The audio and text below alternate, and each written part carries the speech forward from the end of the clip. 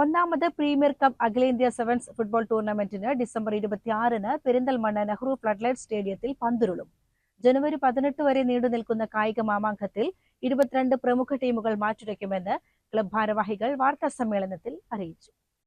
Super studio Malappuram, Almadina Cherpulassery, Linsha medicals Mannarkkad, Saban Kottakkal, Abhilash Kupputh, shooters Padanna തുടങ്ങി പ്രമുഖ ടീമുകളാണ് ടൂർണമെന്റിൽ പങ്കെടുക്കുന്നത്.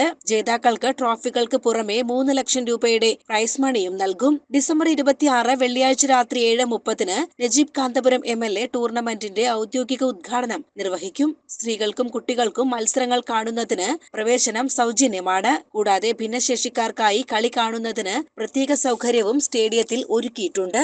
വാർത്താ സമ്മേളനത്തിൽ premier club president U. Abdul Karim, secretary CH Riyas, treasurer Pacheri Jalal, working chairman Hakeem Madasseri, convenor Keezhsseri Ismail എന്നിവർ പങ്കെടുത്തു. CCN പെരിന്തൽമണ്ണ.